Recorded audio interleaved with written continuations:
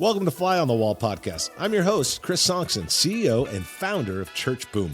Here you get to sit in on a live coaching session as I coach pastors through the ministry challenges we all face.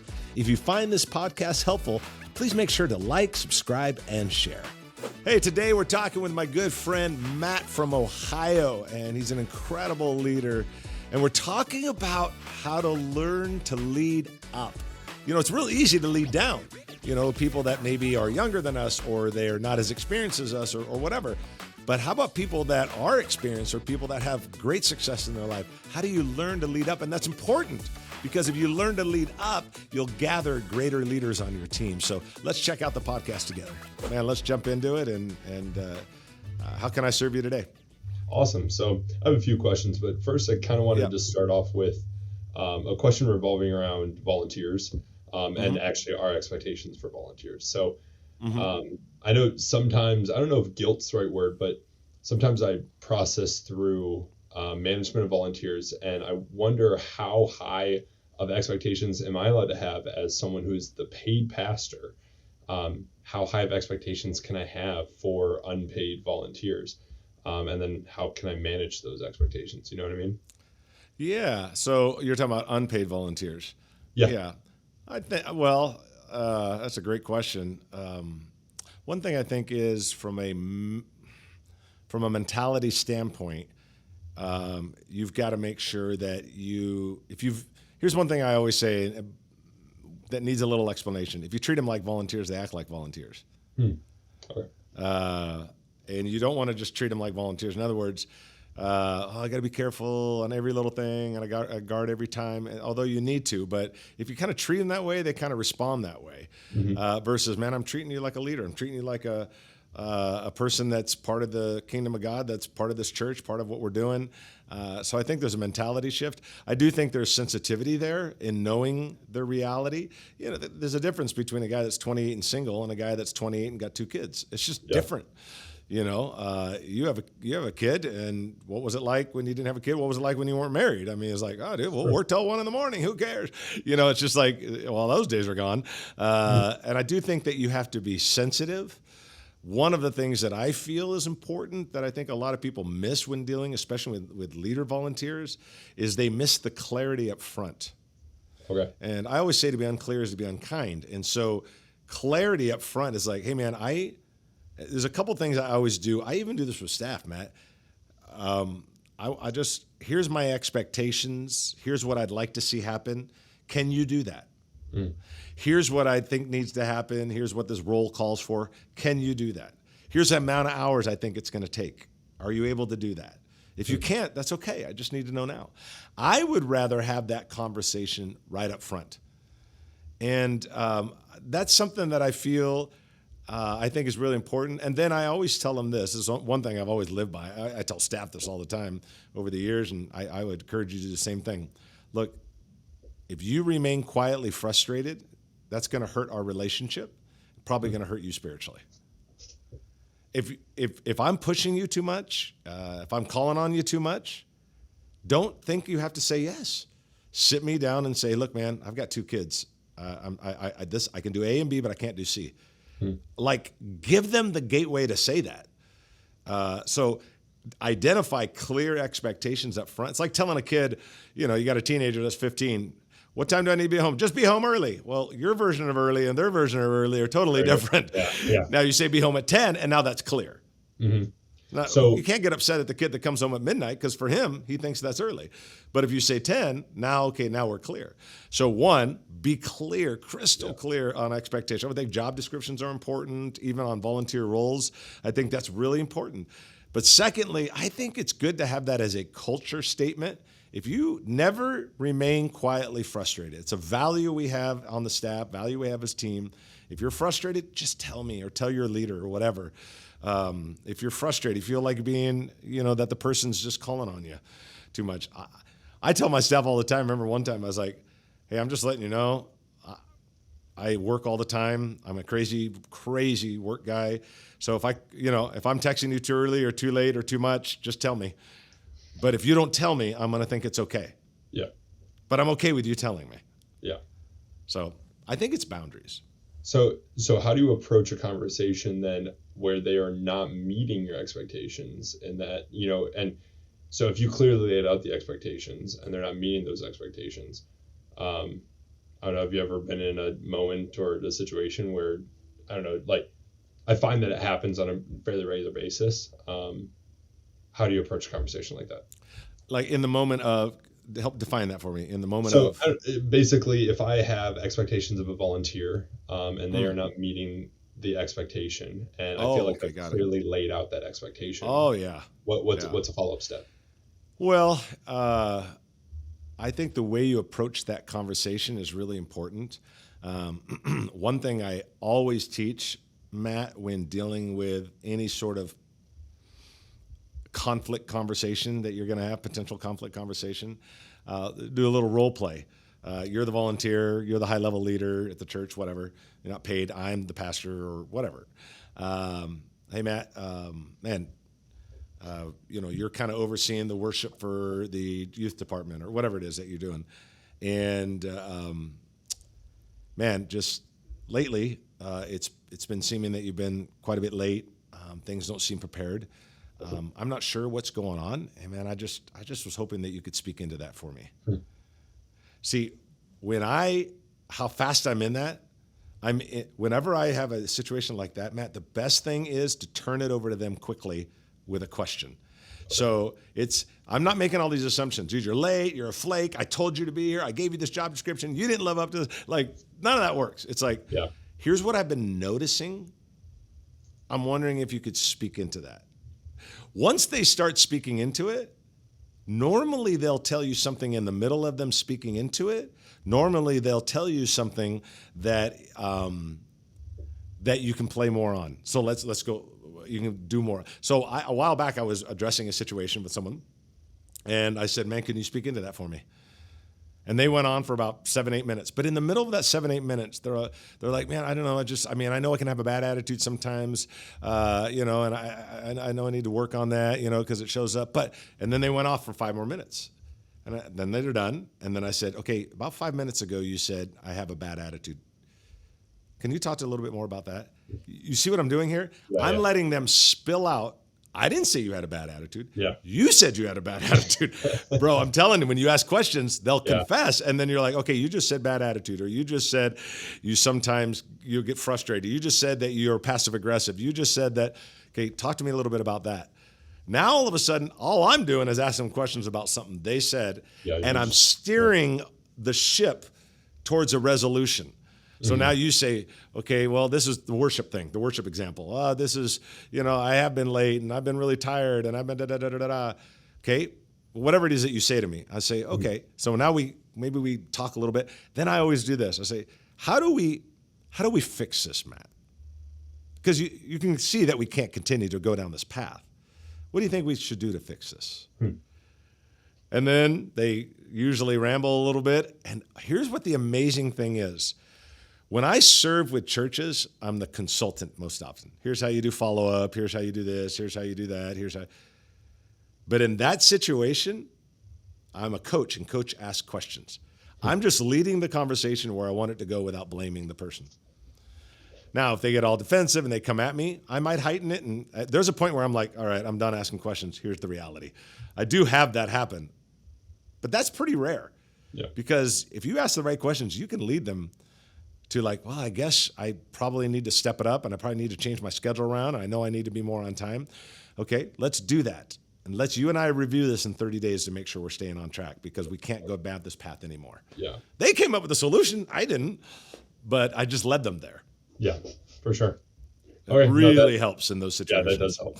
Yeah. Yeah. I'll almost let them talk themselves into 100%. their own solution, but also to have them acknowledge the problem themselves, basically. Yeah, they acknowledge the problem. They come up with a solution. You just led them there. You agree to it. We'll review it in 30 days. Now, if they don't change in 30 days, my conversation heightens a little more. Mm-hmm. It's not so, okay, what went wrong? Okay, now this is the second time. What went wrong? What's happening? Why? What do you think the reason is still happening? Yeah. Okay, Matt, I want to be real direct with you. This is the second time we've talked about this. I can't let it happen anymore. Yeah. If we talk about this a third time, I'm going to have to take control of the situation, and I don't think it's going to end up like you want it to. Yeah. So you don't. I guess you don't have any issues speaking to a volunteer who's there. Obviously, you said the volunteer, name, they take a volunteer stake, right? But I mean, basically, what's to stop them from just saying, like, I'm giving them my free time, like, okay, I'm out. They could, but they could. But I would move above that question at a 30,000 foot level and say, but I don't. That's not the culture I want in the church. The culture I want in the church isn't, whatever the name of the church is, Harvest Church or whatever churches we're talking about. I don't want a person to say, hey, boy, I serve here at Harvest, and boy, if you don't, I don't have any more, if they get all whatever about it. I want the culture to feel like, no, this is actually your post in the kingdom. Yeah. Okay. Totally different than this is your post at the church. Yeah.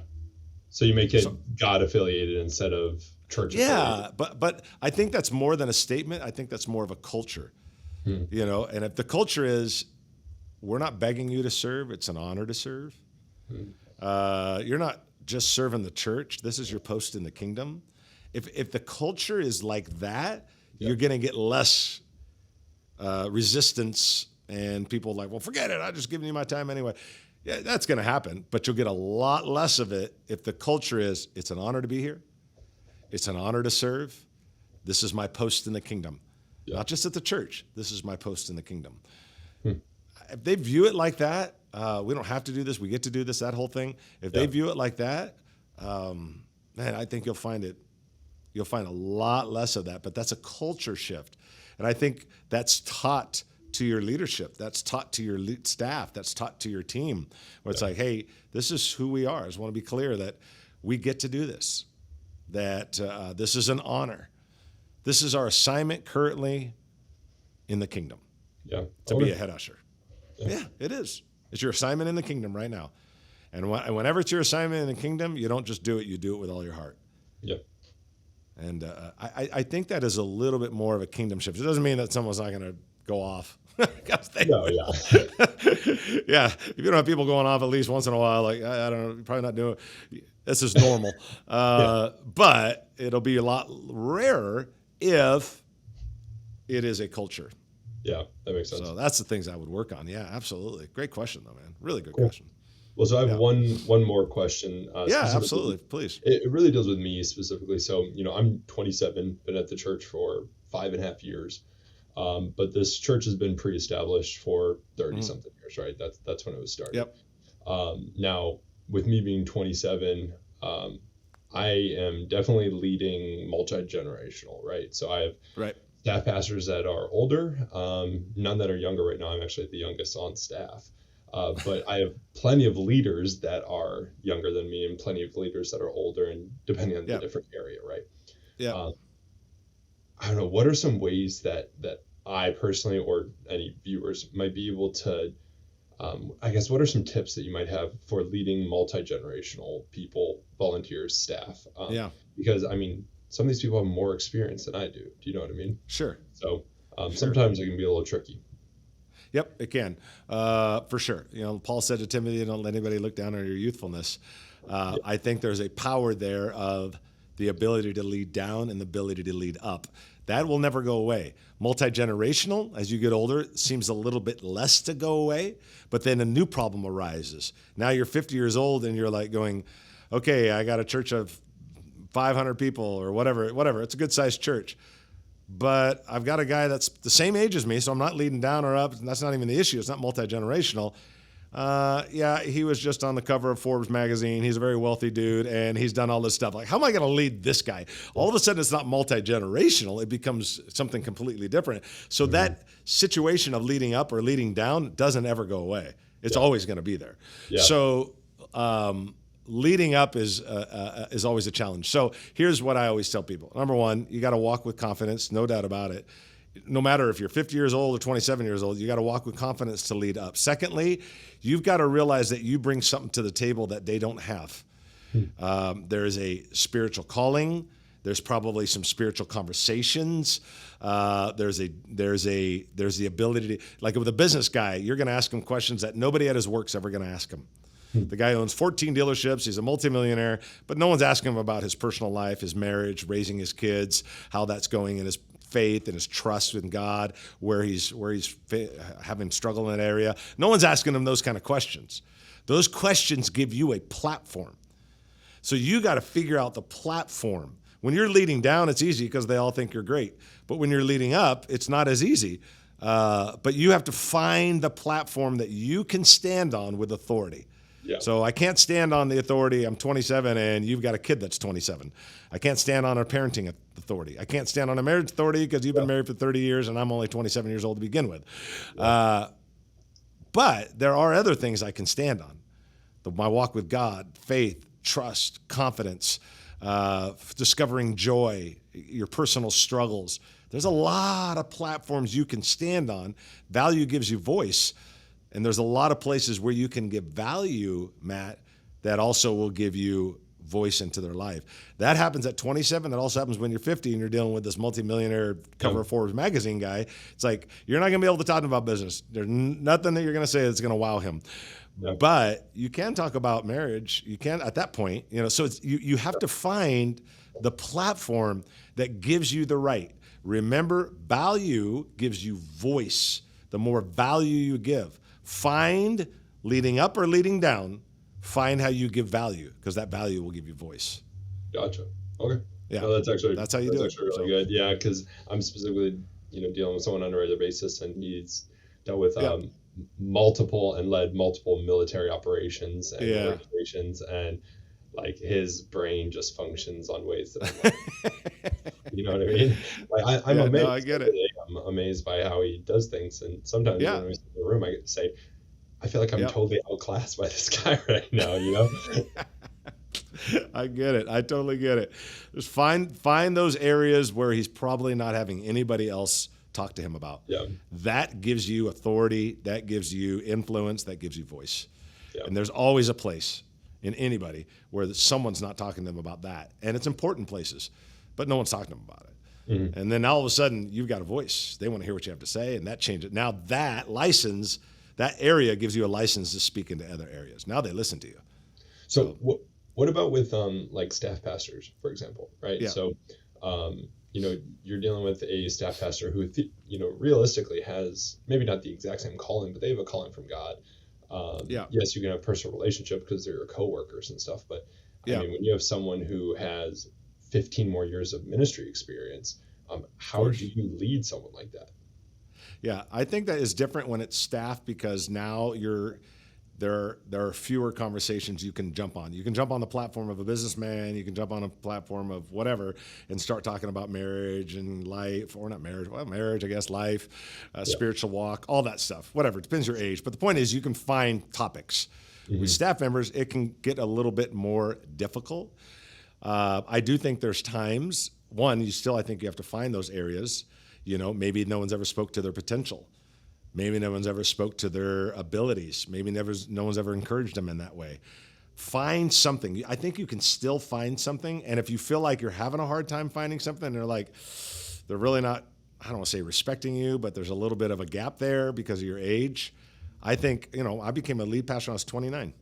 Mm-hmm. And it took off, blew up. And everybody on the team was my age or older, but there are times I think if you can't find that platform with a staff member that we've been talking about, that voice area, once in a while I think you have to have that conversation. Look, I'm younger than you. I get it. I get that, you've been married longer, you've been in ministry longer. I get all that. But I need you to, I need our relationship to be good. I need you to respect, whatever it is. I'm not saying they don't respect you, but whatever it is, I need you to do that because this is the role I'm in. And this is what God's called me to be. And I know I'm only 27. I'm only 31. I know that you're 50. I get all that. But I need you to do that. And I think if they're right in their heart, they'll do it and they'll get it. And they might accidentally get off track. I think an honest conversation at times can get them on track. I can't have you doing that. I can't have you saying that in staff meeting. I need you to honor me and honor the position. Yeah. Okay. And Yeah, I think it's okay to say that every now and then. I don't think you have to do that very often, but I think once in a while that those kind of honest conversations are necessary.